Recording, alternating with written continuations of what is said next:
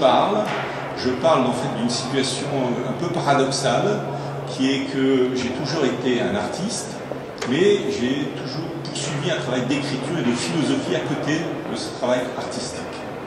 Ce qui fait que j'ai toujours fonctionné à deux niveaux, on pourrait dire cerveau gauche, cerveau droit.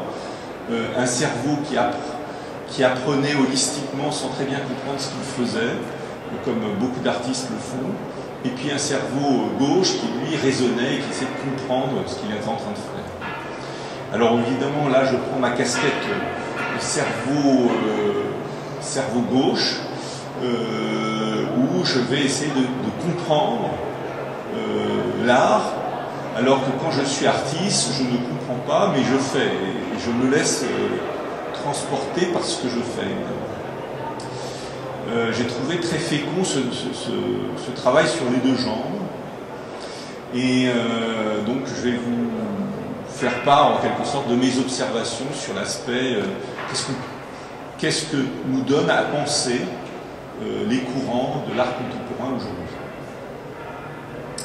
Alors, pour ce faire, j'ai envie de repartir des origines, parce que je remarque, alors certains d'entre vous êtes des spécialistes de l'art, d'autres sont au contraire de passage, connaissent à peine l'art, c'est ça qui est intéressant. Donc comment rendre lisible l'art contemporain, comme vous savez, c'est pas du tout évident. Je suis toujours triste de voir à quel point l'art contemporain est peu présent, par exemple, dans les grands médias. Et en fait, la plupart du temps, moi qui ai baigné dans l'art depuis mon plus jeune âge, puisque mon grand-père en plus était lui-même artiste, je suis toujours étonné de voir à quel point les arts plastiques, notamment, parce que l'art musical, c'est pas la même chose, les arts plastiques sont souvent ésotériques de façon très difficilement compréhensible par le grand public. Donc toute l'idée, c'est de rendre accessible comment on peut rendre lisible cet art contemporain. Qu'est-ce qu'est l'art contemporain? Qu'est-ce qui se passe dans l'art contemporain? Comment on peut comprendre l'art contemporain? Et pour ce faire, c'est très intéressant, évidemment, de faire référence à l'art qui n'est pas contemporain. Parce que, de la même manière que l'art contemporain est très difficilement lisible, compréhensible ou sensible pour beaucoup de gens, inversement, ils disent, voilà, l'art du XVIIe, je comprends. Ou l'art grec, je comprends. Mais l'art moderne ou l'art contemporain, je ne comprends pas. Donc, une manière de finalement re-rendre lisible l'art contemporain ou l'art moderne, c'est tout simplement de reprendre le cheminement et de reprendre le moment où la personne a déraillé ou a cessé de comprendre. Alors quand vous observez l'art et l'histoire de l'art, on constate en fait trois grandes périodes qui sont très facilement, que vous allez tout de suite comprendre et qui sont des références assez faciles à comprendre et qui parlent à tout le monde, même à un enfant. C'est que vous avez toute une période, d'ailleurs, qui a duré très longtemps, on peut dire, de l'art primitif.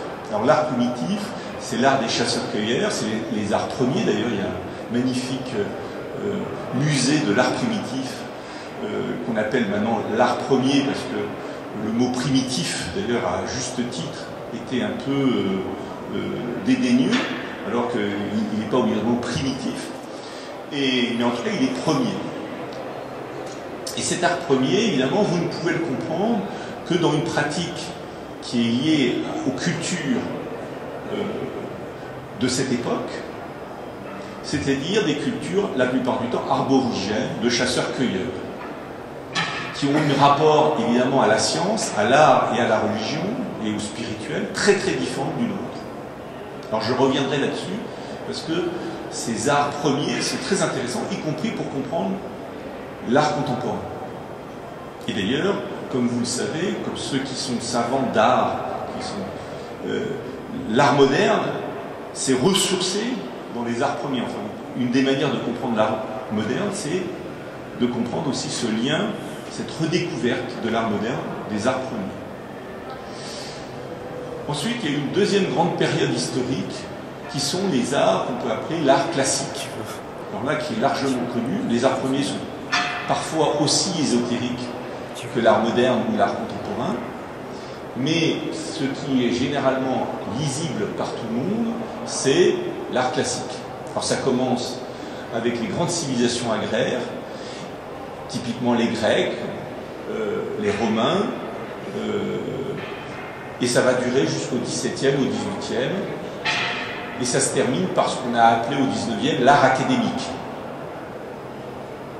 Et puis, vous avez une rupture majeure qui apparaît, disons, au début, à la fin du XIXe et au début du XXe, et qui inaugure ce qu'on a appelé, et ce qui est largement nommé, l'art moderne. Et, disons, depuis 10 ans, depuis 2000, on peut distinguer vraiment une grande différence entre l'art moderne et l'art contemporain. Pendant un temps, l'art contemporain, c'était l'art moderne, puisque de toute façon, on était...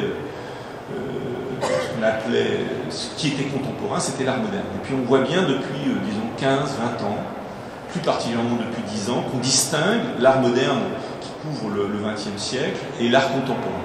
Et effectivement, on observe une rupture, on peut dire, entre ce qu'a été pendant un siècle l'art moderne et ce qui est en train de se passer depuis, disons, 10 ans plus particulièrement, mais qui, bien sûr, avait commencé bien avant, depuis 20 ans ou 15 ans, ou 25 ans même. Et que on pourra appeler, comme on a du mal à mettre un nom dessus, l'art contemporain. Alors ce que j'aimerais, c'est rentrer un peu dans ces 4 formes d'art historique et d'expliquer l'un par l'autre, en fait. Parce que c'est très intéressant de comprendre l'art contemporain à travers cette histoire. Parce que autant l'art contemporain est difficile à comprendre si on ne la replace pas dans l'histoire, autant une fois que vous le replacez dans l'histoire, brusquement, beaucoup de choses s'éclairent. Alors je vais repartir de l'art primitif, ou des arts premiers. On pourrait les exclure, parce qu'on pourrait se dire, bah, tiens, ils sont en dehors de l'histoire. D'ailleurs, c'est la préhistoire. Mais je crois que c'est très très important de les comprendre et de commencer par eux, pour la bonne raison que, encore une fois, et on le verra, l'art moderne va se ressourcer dans cet art, dans ces arts premiers. Par exemple, Picasso va énormément, à un moment donné de sa vie, s'inspirer de l'art nègre, comme vous le savez.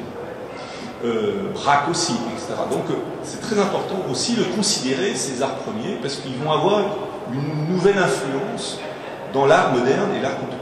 Alors ces arts premiers, ils ont une caractéristique tout à fait particulière, qu'on ne retrouvera plus tout au cours de l'histoire humaine, c'est que, même quand vous posez, c'est très intéressant, quand vous posez le mot art sur eux, et si vous allez dans une tribu aborigène, et si vous leur dites c'est de l'art, ils ne comprennent pas très bien ce que vous dites. Parce qu'en fait, eux, c'est pas du tout de l'art au sens où nous on l'entend, c'est un objet magique. Et quand vous essayez de rentrer dans leur culture, en fait, c'est un objet qui a une puissance magique et qui relève d'une véritable science, qui est la science, leur manière de voir le monde. Donc ce qui est tout à fait particulier, et Mircea Eliade l'a très bien explicité, c'est que cet art premier, ces arts premiers, si vous voulez les resituer dans une véritable compréhension de leur culture, c'est de l'art, certes, mais c'est aussi de la science, et c'est aussi, comme vous le savez, une pratique spirituelle. C'est-à-dire que dans les arts premiers sont à la fois sur la conjugaison, l'articulation d'une pratique scientifique, la vision du monde que la peuplade, la cultura, de l'art, c'est-à-dire une expression, et aussi un acte spirituel. Ça, c'est très caractéristique de ces arts premiers. Ils vont avoir des distinctions, c'est-à-dire que ces arts premiers sont extrêmement différents selon l'endroit où vous allez, mais ils ont tous en commun de mêler la science, l'art et la spiritualité, qui d'ailleurs, de manière caractéristique, ne sont pas distinctes. Parce que dans les peuples premiers, dans les cultures premières, science, art et spirituel sont articulés l'une avec l'autre. La séparation viendra plus tard. Donc, une des caractéristiques de cet art, entre guillemets, c'est qu'il n'est pas uniquement artistique, il est à la fois scientifique, mais ce n'est pas la science non plus de notre temps, évidemment, au sens où c'est une représentation du monde qui est en jeu, et une opérationnalité, c'est-à-dire qu'on va soigner, un masque peut servir à soigner, par exemple, on va faire tomber la pluie grâce à une danse.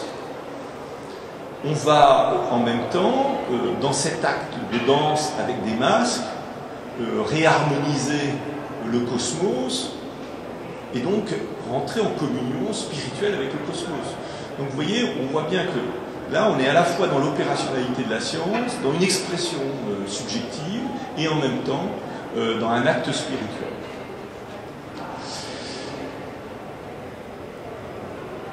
Donc je quitte un peu cet univers, évidemment. On pourrait beaucoup en parler parce que c'est très riche, et il faut voir que ces cultures ont dominé le monde pendant, non pas des milliers d'années, mais des centaines de milliers d'années. Les grottes de Lascaux, par exemple, ce n'est que l'expression d'une période qui a duré des dizaines de milliers d'années. Ce n'est qu'une grotte parmi des centaines. Il y a une sorte d'homogénéité d'ailleurs de cet art, à la fois artistique, scientifique et spirituel. Et puis vous avez l'apparition des grandes cultures agraires qui vont complètement changer radicalement la manière d'envisager l'art. Et notamment, on va petit à petit voir apparaître le début d'une séparation entre science, art et spiritualité. Mais quand vous regardez toutes les grandes cultures agraires, vous avez tout de même une sorte de cohérence qui fait que l'art va rester au service du religieux, du spirituel. Il va souvent être un lien avec la science. C'est-à-dire que quand vous regardez par exemple même la cartographie du XVe siècle, c'est à la fois une carte, c'est à la fois un outil scientifique, mais en même temps vous avez une expression subjective de l'artiste qui s'exprime, et puis en même temps vous avez une référence spirituelle parce qu'on va faire référence au monde créé par Dieu. Donc vous avez un début de séparation de la science, de l'art et de la spiritualité, mais en fait cette séparation est maintenue dans une sorte de cohérence. Et pendant très longtemps, pendant les 10 000 ans que va durer toute l'histoire agraire de l'humanité, en fait, science, art et spiritualité vont commencer à se distinguer, mais vont rester en cohérence. Par exemple, l'art va être directement lié aux grandes religions, et pendant des milliers d'années, l'expression artistique des hommes va être liée aux grands courants religieux. Par exemple, l'art bouddhique, l'art chrétien, etc. Et aussi avec des sujets qui ne sont jamais des sujets triviaux. Ça, c'est le fait de traiter un sujet trivial, c'est typiquement une invention de la modernité. C'est toujours des sujets majeurs. Des sujets entre guillemets divins, pour donner une sorte de dimension grandiose à l'art, qui est toujours au service du spirituel, du grand, de l'intemporel. L'introduction du temporel dans l'art, c'est finalement typiquement une des caractéristiques de la phase suivante, l'art moderne. Et puis alors vous avez cet art classique, on pourrait appeler, qui se développe très lié aux cultures chinoise, culture judéo-chrétienne, culture bouddhique, culture hindouiste, etc., etc., qui va se développer, et notamment qui donne à la fin, au 19e en Occident, un art extraordinairement académique, qui continue à traiter des grands sujets, avec un savoir-faire très poussé dans la manière de peindre, dans les techniques utilisées, et puis qui se reproduit lui-même avec un très grand savoir-faire, mais avec peu de création. Et comme vous savez, là, il va y avoir un Big Bang, et dans ce sens-là, c'est vrai que Van Gogh est resté historiquement quelqu'un qui marque ce basculement, c'est-à-dire qu'on est passé brusquement d'un art qui était presque figé dans son académisme, à des gens qui brusquement se sont mis à remettre en cause toute cette histoire académique de l'art et à déplacer l'art vers trois caractéristiques majeures. La première caractéristique majeure de cet art, c'est de clairement se distinguer, alors de couper complètement ses racines religieuses. C'est-à-dire que ça va devenir un art laïque. Le sujet n'est plus l'expression d'une culture religieuse, c'est l'expression subjective de l'artiste. Alors que quand vous regardez tout l'art jusqu'au XVIIe, XVIIIe, y compris au XIXe, est en quelque sorte figé dans des grands sujets académiques et religieux. Et là, brusquement, dès le XVIIe, XVIIIe, XIXe, et a fortiori durant le XIXe, apparaît pour la première fois dans l'art des sujets triviaux. Alors, un des très beaux tableaux comme ça, c'est un des premiers en plein XIXe, c'est ce magnifique tableau où on voit des gens, des ouvriers en train de raboter le plancher. Et ce tableau, on peut se demander, il est tout à fait banal, c'est-à-dire c'est un ouvrier en train de raboter. Le tableau lui-même est très beau, mais on peut se dire, mais pourquoi ce tableau a tellement d'importance? Mais parce qu'il est un des premiers tableaux qui montre très bien ce basculement d'un art qui restait dans la grande culture, avec des thématiques comme Olympe, ou Jésus-Christ, ou enfin, et brusquement qui parle du raboteur de plancher. Et là, il y a un basculement, brusquement, on s'intéresse à la vie quotidienne. Ça, c'est une première caractéristique. La deuxième grande caractéristique de cet art moderne, ça va être d'exprimer la subjectivité de l'artiste. C'est-à-dire que on bascule de grands sujets religieux à moi, en tant qu'artiste, qu'est-ce que je veux exprimer? Et donc, on a brusquement une créativité, et même ce qui fait l'art moderne, et ce qui fait la valeur de l'art moderne, ce qui va faire qu'on va attacher plus ou moins de valeur à une œuvre d'art moderne, ça va être justement cette créativité, c'est-à-dire la capacité de l'artiste à s'exprimer subjectivement dans un nouveau langage. Et c'est ce qui fait aussi qu'il est difficilement compréhensible pour la plupart des gens qui sont habitués à l'art classique, parce que brusquement, ils ne comprennent pas ce nouveau langage, ou ils ne comprennent pas la valeur de créer des nouveaux langages. Alors dans ce sens-là, il est évident que des gens comme Van Gogh, au-delà du fait que leur œuvre est créative, ce qui fait la valeur de Van Gogh, c'est que c'est un des premiers artistes à avoir fait une œuvre complètement décalée en termes académiques, mais qui exprimait la subjectivité créative d'un artiste. Et à partir de ce moment-là, on peut dire que Van Gogh, a fortiori Kandinsky, inaugure ce XXe siècle. Première toile abstraite de Kandinsky, 1913. Évidemment, là, on bascule complètement dans un autre monde et qui est une rupture totale avec toute l'histoire de l'art depuis ses origines. Et qui est le basculement où le sujet de l'œuvre n'est plus des grands sujets extérieurs, mais c'est la subjectivité même de l'artiste, du créateur. Alors après, à partir de ce moment-là, en quelque sorte, on peut dire que c'est le Big Bang, parce que tout devient possible. Et vous avez toute l'histoire du XXe siècle, c'est en fait l'expression humaine qui, débridée, qui commence à créer à partir d'une multitude de mouvements et qui explore toutes les possibilités de cette subjectivité. Avec plus ou moins de bonheur, mais avec un certain nombre de grands noms qui sont restés parce que tout simplement ils étaient créateurs d'un langage nouveau et qui a perduré, qui a apporté quelque chose à l'humanité tout entière en lui apprenant à voir le monde d'un nouveau regard. Alors je dis souvent pour comprendre l'art moderne, c'est qu'en fait l'art moderne n'est pas un objet, une œuvre d'art moderne n'est pas un objet, c'est parce que les gens regardent très souvent l'objet. Or, l'objet en lui-même n'a pas, évidemment, quand Duchamp expose une pissotière, l'objet en lui-même, typiquement, n'a pas de valeur. C'est un objet qui vous invite à un nouveau regard. Donc, ce n'est pas l'objet qui a une valeur, c'est le regard que vous invite à porter sur le monde cet objet. Donc, il y a un déplacement vers le sujet. Alors, une fois qu'on a compris ça pour l'art moderne, la question qui vient, et je finirai là-dessus parce que c'est intéressant dans ce qui s'est passé maintenant depuis 15 ans, c'est de se dire, bon, ben, une fois qu'on a inventé l'art moderne, une fois qu'on a inventé cette position de l'artiste qui devient expression subjective et création d'un nouveau langage, vous voyez bien que ça se déroule, ça s'approfondit, ça part dans tous les sens, Mais comment dépasser cette position? Et puis au bout d'un siècle, elle s'épuise, parce qu'après qu'il y ait des milliers d'artistes qui se sont emparés de leur subjectivité, il y a un moment donné où on commence à avoir des répétitions.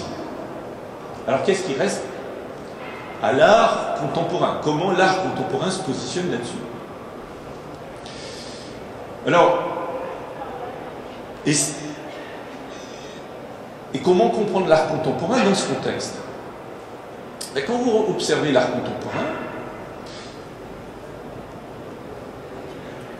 quand vous observez d'ailleurs ce qui commence, disons, dès les années 70, 80, et qui va cesser de s'amplifier depuis, et qui explose complètement à partir de 2000, c'est des artistes qui continuent à être modernes, au sens où ils inventent des nouveaux langages, mais la caractéristique par rapport aux artistes précédents, qui ont marqué le XXe siècle, c'est qu'en général, et c'est la seule manière pour eux de se distinguer, dans la mesure où déjà tout a été dit, en fait tous les langages, c'est en fait de mixer plusieurs langages. Ou alors d'utiliser un langage en le déplaçant de son contexte. Et c'est là qu'on peut dire que Duchamp, de la manière que vous pouvez lire quelqu'un comme Kandinsky comme le début de l'art moderne, de la même manière, Duchamp déjà annonce en quelque sorte ce jeu sur les codes. C'est-à-dire que Duchamp, c'est à la fois quelqu'un qui exprime un code, mais qui joue sur les codes. Andy Warhol, ça va être la même chose. C'est quelqu'un qui invente un langage, mais surtout, à l'intérieur de ce langage, s'empare de tous les autres codes, et avec ironie, joue avec ces différents codes. Et quand vous regardez ce qui est en train de se passer depuis 15 ans, c'est un artiste qui invente un code, mais qui souvent le repositionne de manière décalée par rapport au code même qu'il exprime, et souvent l'articule avec d'autres. Alors évidemment, c'est tout de même une gageure de vous parler de tout ça sans image. C'est un bon exercice philosophique. Mais ce que je viens d'exprimer, vous en avez une image typique dans l'art, non pas dans l'art contemporain, vous l'avez dans l'art contemporain, mais une très bonne manière de le voir, c'est de manière encore plus significative, parce que aussi c'est dans l'architecture, parce que l'architecture est aussi une très bonne cristallisation de l'esprit du temps. Vous voyez bien que vous avez l'art classique, l'architecture classique qui faisait référence aux civilisations du passé, vous avez l'architecture moderne qui invente des langages, et si vous prenez l'architecture contemporaine, vous allez avoir non pas un langage, mais plusieurs langages qui s'articulent. Vous allez avoir par exemple une référence à Rome, par exemple je prends les sièges, tiens c'est amusant, je regardais la manière dont est décoré tout simplement le restaurant, et Stark est typiquement un artiste et un designer contemporain. Je vais prendre l'exemple de la chaise de Stark, c'est une référence à une chaise du XVIIe, non? Pardon? Louis XV, voilà, c'est une chaise Louis XV, mais transposée dans un contexte contemporain, moderne, c'est-à-dire qu'il utilise un matériau moderne, mais tout en maintenant un clin d'œil au style Louis XV, et ça fait un meuble typiquement contemporain. C'est très différent d'une chaise Knoll, qui lui, elle, est typiquement moderne, et reste dans cette référence moderne. Vous voyez? D'un côté, vous avez un objet qui joue sur la création d'un code, mais qui ne joue pas avec les codes. Et une chaise de Stark, c'est à la fois une chaise moderne, mais qui joue sur les codes de la modernité, en faisant un clin d'œil au passé. Et là, vous avez un niveau de complexité supérieur qui peut être multiplié à l'infini. Parce que vous avez des œuvres aujourd'hui, par exemple, j'assistais à une exposition en Autriche de deux artistes d'ailleurs qui sont intéressants même en termes de mise en scène eux-mêmes, c'est deux travestis, vous savez, c'est Adèle et je sais plus, c'est deux artistes qui vivent en couple et qui sont des travestis. Alors déjà, en plus, c'est intéressant, puisqu'en l'occurrence, ils mettent en scène leur propre travestissement. Donc là aussi, il y a un jeu sur les codes masculins, féminins, etc. Mais en plus, quand vous regardez leur œuvre, une œuvre, c'est le mélange de 4 ou 5 sémantiques, c'est-à-dire que vous allez voir l'œuvre de loin, vous allez voir un grand tigre qui se jette sur vous, et puis vous vous approchez du tableau, et à ce moment-là, vous apercevez que c'est un collage, une multitude de feuilles, où il y a des dessins d'enfants. Et puis si vous vous approchez encore plus au microscope, vous allez apercevoir que dans le filigrane du papier, il y a des numéros. Voilà. Donc en fait, l'œuvre est lisible sur différents niveaux de lecture, et l'œuvre n'est pas un code, comme par exemple l'écriture abstraite de Kandinsky, qui est un code, qui est une sémantique en soi, mais vous allez avoir le mix de plusieurs niveaux sémantiques. Et donc, évidemment, celui qui regarde l'œuvre est invité à circuler dans ces niveaux sémantiques différents, et ça lui amène à regarder le monde de manière plurielle, de manière complexe. Donc voilà un peu les remarques que je peux faire sur cette histoire magnifique de la culture humaine et la manière dont petit à petit elle s'est sophistiquée. Alors ce qui est amusant dans l'art contemporain, c'est qu'effectivement, on pourrait dire qu'elle fait une boucle avec l'art chamanique, parce qu'effectivement, quand vous regardez l'art des arts premiers,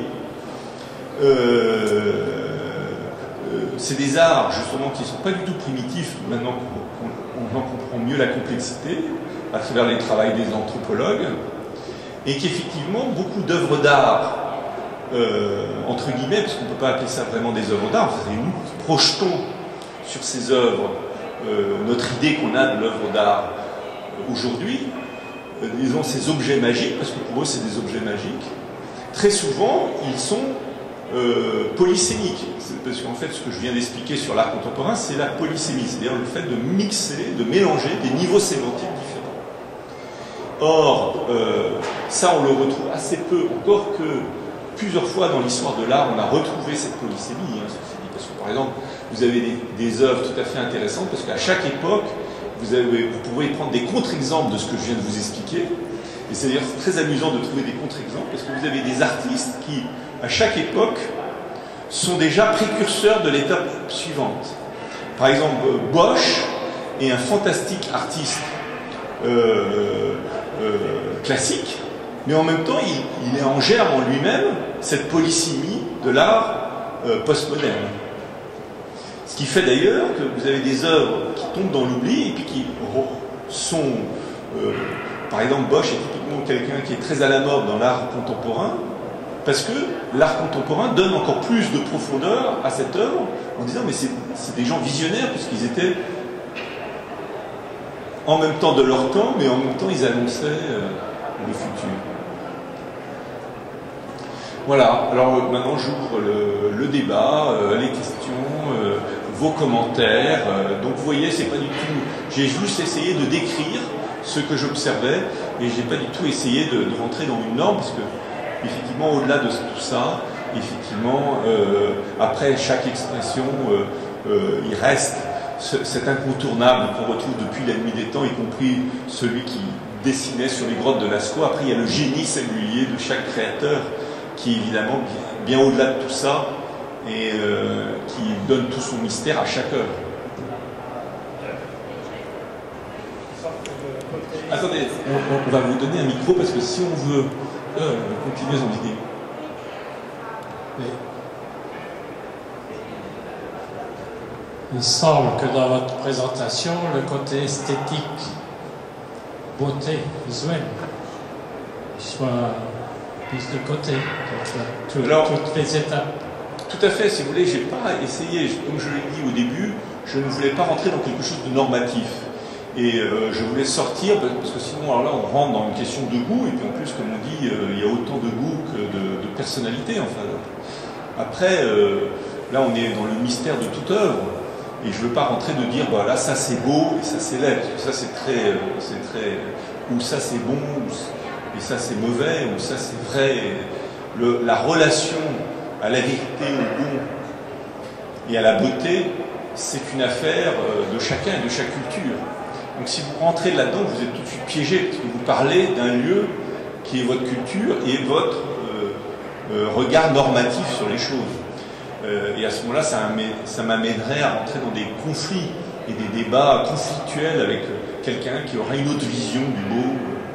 Et puis en plus, ça aboutit effectivement à des formes d'académisme, puisqu'une fois qu'on a défini le beau, alors dans ce sens-là, moi j'adore la phrase de Lao Tse qui dit ce qu'il y a de laid dans la beauté, c'est que la beauté se prend pour la beauté. Ou ce qui est mauvais dans la bonté, c'est que la bonté se prend pour la bonté. Et ce qui est faux dans la vérité, c'est que la vérité se prend pour la vérité. Donc évidemment, tout mon propos, c'est de sortir d'une logique normative, mais de faire réfléchir de manière ouverte sur un processus plus large.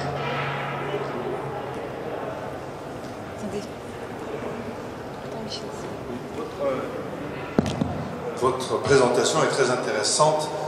Elle a le mérite de la pédagogie, de la simplification des choses, mais on peut la contester.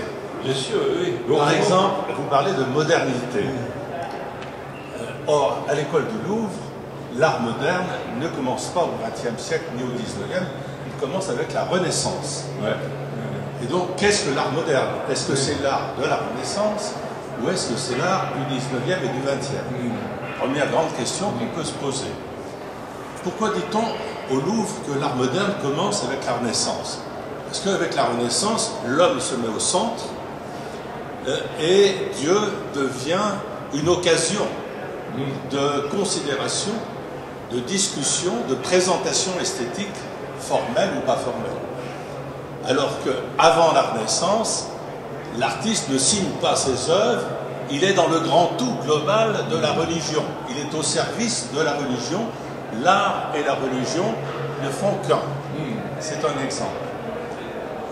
Alors, votre présentation en 4 éléments, en 4 parties, bon, elle a le mérite, mais tout est discutable. Et donc, pour la beauté de la discussion, je viens, en quelque sorte, intervenir pour poser des questions et susciter le débat. Autre question qu'on peut se poser, c'est celle de l'engagement.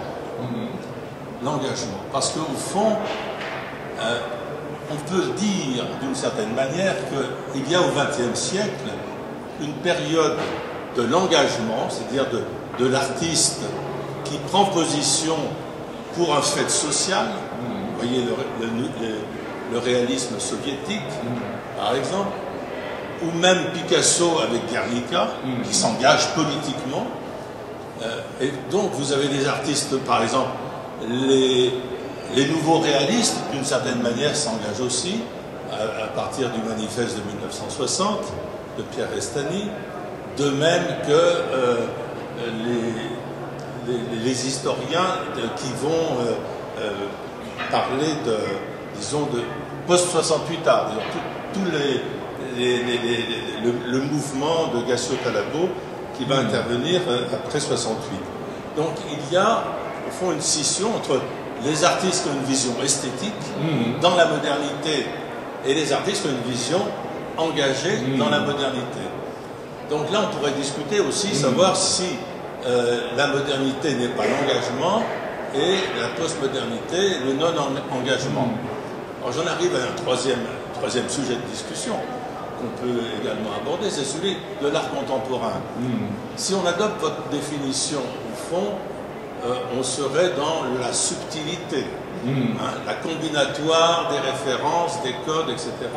Ça peut être une définition, ça répond à un certain nombre de considérations. Mais on peut également considérer que il y a une sorte de formalisme actuel qui vient de ce que l'art, au fond, se coupe de sa réalité sociale aujourd'hui. Une des réalités sociales, c'est celle de l'écologie. Il y en a d'autres. Il y a le problème de la pauvreté. Qu'est-ce que les artistes ont à dire aujourd'hui par rapport à la crise de la planète et par rapport à la crise de la pauvreté? Au XXe siècle, certains se sont engagés sur ces thèmes-là. Aujourd'hui, certains s'engagent aussi. On ne les voit pas. Donc, il y a d'une certaine manière, je dirais, une abstraction de l'art contemporain coupée de toute racine sociale, économique et politique aujourd'hui. Voilà, donc autant de sujets que l'on peut débattre et qui font que, en réalité, l'histoire de l'art peut difficilement se découper en trois catégories. Je pense que si l'on voulait creuser en plus entre l'art égyptien et l'art grec, entre l'art grec et l'art romain, on verrait d'autres périodes, d'autres séries, et surtout beaucoup plus entre la Renaissance et le Moyen-Âge. Bref, je ne veux pas accaparer la parole, mais simplement contribuer à nourrir ce débat. Oui, d'abord, merci beaucoup parce que c'est une intervention très très intéressante. Est-ce que vous pouvez dire deux mots sur vous-même, parce qu'on avait fait le tour avant que vous... Ah, vous êtes arrivé un peu en retard, mais compte tenu de l'intérêt, et je reviendrai en commentaire parce que je trouve votre intervention très savante déjà, et très pertinente. Donc, mon nom est Claude Menard, oui. Je suis le créateur de la délégation aux arts plastiques auprès de Jacques Lang, et je fais partie du conseil artistique de l'île Art Fair. Et je suis moi-même artiste et photographe. J'expose dans ce salon, je travaille sur des thèmes d'anthropologie artistique. Bon, bah écoutez, la prochaine fois, il faut qu'on organise une table ronde parce que ce sera très intéressant d'élargir le débat. Alors, par rapport à vos trois remarques.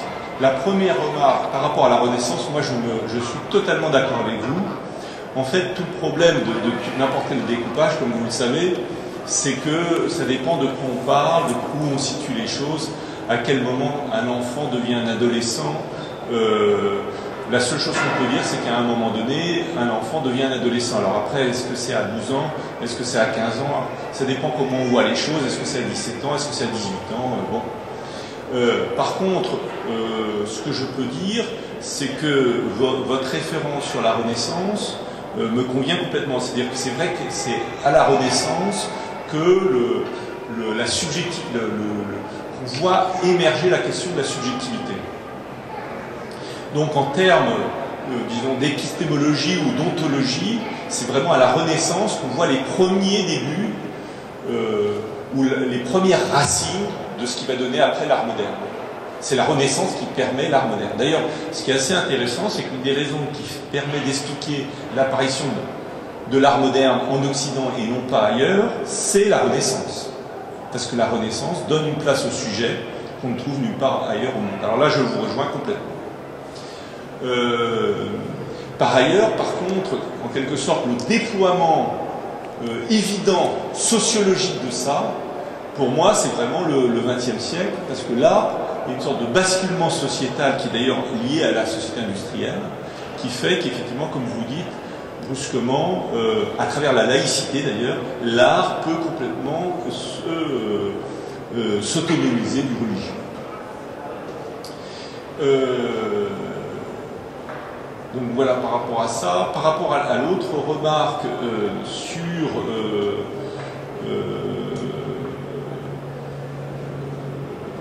l'autre remarque, c'était sur quoi? L'engagement. Ah oui, alors l'engagement. Ça, c'est très très intéressant, effectivement. Surtout que moi, personnellement, en quelque sorte, du fait de mon grand âge, j'ai été à cheval sur les deux époques, moderne et contemporaine. Et je suis quelqu'un qui est à la fois schizophrène d'une certaine manière, parce que je suis à la fois un artiste engagé au sens moderne du terme, parce qu'effectivement, le fait, quel que soit le mode que vous inventez de sémantique, inventer une sémantique, inventer une symbolique, c'est s'engager. Donc effectivement, je vous rejoins complètement, l'art du XXe est une art particulièrement marqué par des artistes qui s'engagent et qui du coup s'engagent tellement qu'ils signent, parce qu'effectivement une des grandes caractéristiques de cet art, c'est l'importance de la signature, c'est le fait que l'artiste, contrairement à l'art classique, sort de l'anonymat et s'engage. Il s'engage dans l'expression, mais il s'engage parfois politiquement, voire Picasso ou Dali, etc. Il s'engage dans tous les domaines, puisque par définition, il invente un nouveau langage. Et effectivement, ce qui est surprenant, c'est que, surtout pour un artiste engagé moderne, c'est brusquement de s'apercevoir avec l'art contemporain, et évidemment Duchamp et a fortiori Andy Warhol. Moi je me rappelle quand j'ai basculé de l'école de Paris à l'école américaine et que je suis allé vivre aux États-Unis, que j'ai rencontré Andy Warhol, pour moi qui avait une relation naïve en engagement, le fait de rencontrer Andy Warhol, ça a été une sorte de choc de quelqu'un qui prenait distance, presque une distance abyssale, parce qu'en plus dans l'art contemporain vous avez un effet de miroir, de miroir, de miroir, de miroir qui fait qu'il y a une sorte de dégagement comme ça vers l'ironie à l'infini.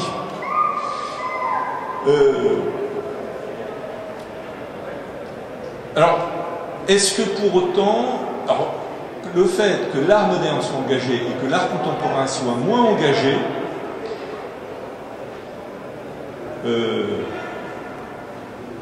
c'est un constat, effectivement, c'est un constat. Ceci dit, je crois que les choses, et ça c'est intéressant parce que là on a parlé jusqu'à maintenant du passé, on pourrait parler du futur, je pense qu'on est dans un virage par rapport à cet engagement. Et alors d'ailleurs c'est une bonne manière d'introduire ce qui est en train de se passer un peu actuellement, c'est-à-dire qu'on voit au-delà de l'art contemporain qui, dans cette référence à la référence, dans cette dimension de retour du regard sur le regard, et à aboutir à une sorte de nouvel académisme, il faut le dire, et à une forme de kitsch, et puis finir à la limite dans le superficiel le plus total, parce qu'à la fin, la copie de la copie, la référence de la référence, ça peut être très profond ou ça peut finir dans le total superficiel. Si c'est Andy Warhol qui le manie, on est dans la profondeur superficielle, on est dans la fausse superficialité. Mais quand on est dans la copie d'Andy Warhol, on est dans la superficialité de la superficialité. On n'est plus du tout dans la même chose, on est dans l'art bling-bling. Or, je crois qu'on arrive un peu à la fin de cette période. Et je crois que ce qui est en train de se passer un peu partout, c'est le fait où on vous revoit apparaître des artistes qui vont s'engager d'une nouvelle manière. Et je crois qu'ils vont s'engager d'une nouvelle manière, d'une part, pour une raison très simple, c'est que l'histoire, ou c'est même pas l'histoire, la planète est en train de nous rattraper par le col de la Chine. En tout cas, moi, personnellement, à travers ma création, je me sens, en tout cas en tant qu'être humain, je me sens concerné par la planète. Et il me semble que dans le futur, on va retrouver une forme d'engagement, alors certes pas l'engagement tel qu'on l'a connu au XXe siècle, mais certainement pas cet art, disons, qui s'était enfermé dans des références de référence jusqu'à de recréer une forme de néo-académisme superficiel qui aujourd'hui qu'on sent dépassé. Voilà.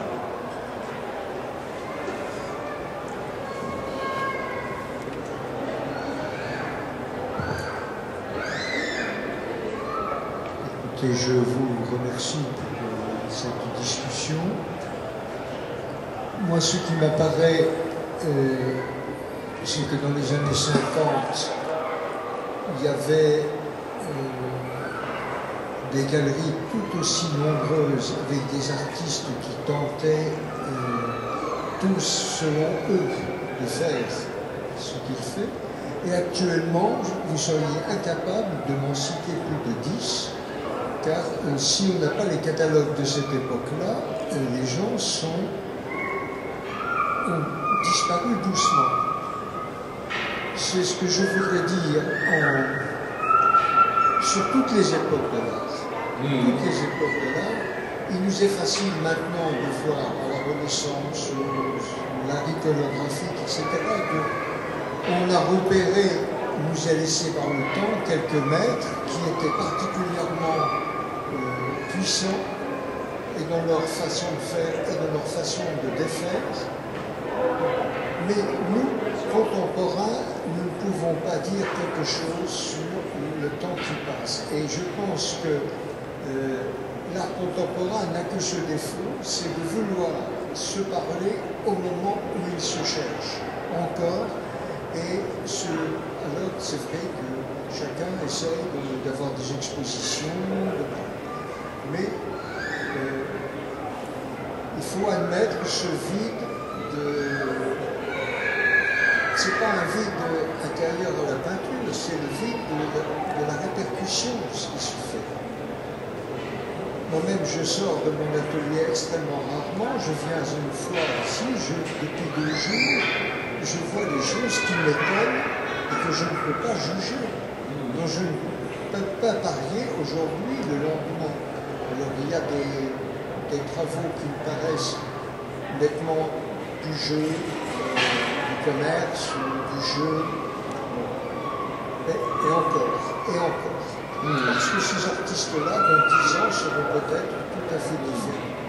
Vous voyez, les années 70, les années 50, 70 et 80, on commence à prendre un petit peu de recul, et encore, on a laissé de côté des maîtres qui vont ressortir. Toujours. Vous parlez de la Renaissance, on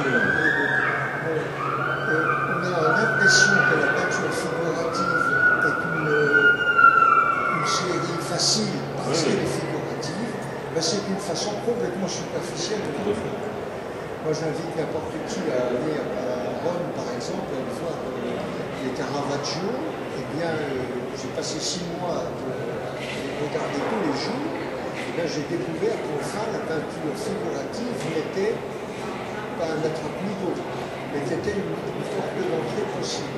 Et puis la peinture figurative a toujours des déformations, elle a toujours des colorations, elle a toujours des compositions qui disent bien autre chose que d'être figurative. Ah oui, tout à fait. Alors là, vous évoquez 2 choses qui sont tout à fait justes. C'est le phénomène du temps, le phénomène du temps qui permet seul, par une sorte de lente décontation, et exactement comme on voit bien les montagnes que lorsque vous avez pris du champ, sinon on ne voit pas. Quand vous êtes dans les Alpes, vous êtes au pied du Mont Blanc, vous ne vous rendez pas compte que c'est le Mont Blanc.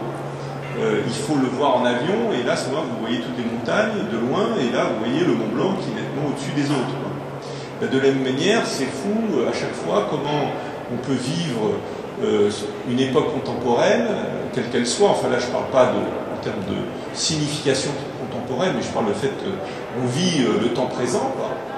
Et on est entouré d'artistes, et la manière de les lire, ces artistes, c'est très différent 10 ans, 20 ans, 30 ans, 40 ans après. Et il y a des artistes, Jean Cocteau le disait très bien, qui apparaissent totalement anodins par les personnes qui vivent à la même époque qu'eux. Et avec le temps, on voit l'immensité de leur œuvre surgir. Parce que justement, on prend de la distance, et la richesse et la complexité de ce qu'ils ont créé fait de plus en plus sens. Et parfois, il faut attendre 1 siècle, 2 siècles, 3 siècles, parce que par exemple, vous avez des artistes, je trouve, qui prennent une dimension que ultérieurement. Par exemple, typiquement, vous avez un artiste qui était complètement disparu, ou qu'on considérait comme très anecdotique, comme Archiboldo, et qui, dans le contexte contemporain, apparaît génial. Alors qu'il était déconsidéré en disant c'est de l'art décoratif, c'est pas de la création, c'est quelqu'un qui s'est amusé à faire des fruits, et tout ça. Alors qu'effectivement, replacé dans le regard contemporain, il prend une dimension que l'art moderne ne lui donnait même pas. Donc, effectivement, là, vous parlez de la question de la distance, et j'ai retrouvé ça récemment. J'étais allé goûter du vin, et j'étais dans un grand château, un des 5 plus grands châteaux français, et moi je ne m'y connais pas particulièrement bien, et donc il y avait la personne qui nous faisait goûter. Je crois que c'était Château Margaux, voilà, c'était Château Margaux, et les bouteilles valent 1 000 €. Donc je me disais, mais pourquoi cette bouteille vaut 1 000 €? C'est quelque chose que je sais à peu près expliquer dans l'art, mais par contre dans le vin j'ai du mal à comprendre qu'une bouteille de vin vaille 1 000 €. Et alors la personne, le vigneron, la directrice le propriétaire du château me dit, ben voilà, prenez-le en bouche et vous maintenez le vin dans la bouche. Alors je dis, ah bon, je maintiens une gorgée, je tourne. Et il me dit, voilà, il est long en bouche. Regardez, la telle saveur est en train de sortir. Alors je dis, oui, c'est extraordinaire. Et le vin changeait de goût au fur et à mesure du temps. Et ça m'a extraordinairement parlé, parce que moi-même, quand je fais une création, et quand je vis avec un tableau, c'est tout à fait ce qui se passe. Alors ça, c'est le mystère de l'art, de la création, et alors là, c'est la même chose dans les grands vins. C'est-à-dire que vous avez des œuvres, au bout de 15 jours, vous l'avez sur votre mur, ça y est, elle tombe, elle s'effrite. Elle vous a peut-être séduit, comme un vin qui est agréable dans un premier temps. Mais ça ne prend pas de dimension. Et puis vous avez des œuvres, un mois après, vous commencez à la voir. 2 mois après, vous commencez à voir autre chose. 3 mois après, c'est encore autre chose. Et 10 ans après, vous vivez avec cette œuvre et elle n'arrête pas de vous parler. Et je crois que ça, c'est le mystère de l'art. C'est-à-dire, c'est ce qui fait. Alors, c'est vrai dans tous les domaines de l'art, parce que qu'est-ce qui fait que Shakespeare est un des plus grands artistes, créateurs et écrivains de tous les temps? C'est parce que, effectivement, l'œuvre de Shakespeare nous parle encore, et il nous parle encore plus, peut-être, 2 siècles après, que même à son époque. C'est pareil de quelqu'un comme à la recherche du temps perdu, Proust. Il y a une sorte de complexité de l'œuvre qui n'arrête pas de se déployer. Et ça, c'est complètement mystérieux. Alors là, on est au-delà de tous les codes. Et avec aussi, et c'est pour aller tout à fait dans votre sens, très souvent, la richesse d'une œuvre, c'est que justement, on découvre dans des œuvres, par exemple, grecques, une complexité postmoderne, contemporaine, qui était illisible dans son temps. C'est-à-dire que l'artiste est visionnaire au sens où il est déjà, bien qu'il soit un artiste grec, il porte en lui une compréhension de l'art qui va bien au-delà de son temps. Donc il y a des œuvres comme ça, on avait fait un travail de recherche très particulière sur les œuvres qui sont en quelque sorte ce que j'appelle des fossiles du futur, c'est-à-dire c'est des œuvres qui sont évidemment ancrées dans leur temps, mais en même temps annoncent une vision de l'art qui n'est compréhensible que bien ultérieurement. Il y a un certain nombre d'artistes comme ça qui sont particulièrement intéressants aussi. Et effectivement, alors, pour finir, c'est ce que vous dites, ça je ne fais que le constater, on est tous en face de ça, c'est-à-dire que dans le présent, on ne peut être que très humble dans le regard, parce que savoir, par exemple dans cette collection d'artistes qu'on voit aujourd'hui, savoir ceux qui vont durer dans le temps et ceux qui vont peut-être disparaître à tort ou à raison. Parce que parfois, il y en a qui disparaissent à tort pendant un certain temps et qui, encore une fois, comme Archiboldo, vont revenir un siècle après, parce que brusquement, en fait, on les a oubliés sans les comprendre et que leur œuvre prend sens que ultérieurement. Et bien ça, il faut rester toujours très humble et c'est très compliqué.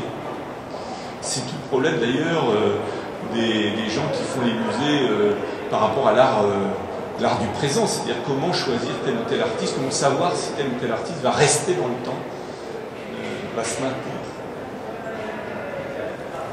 Oui, monsieur.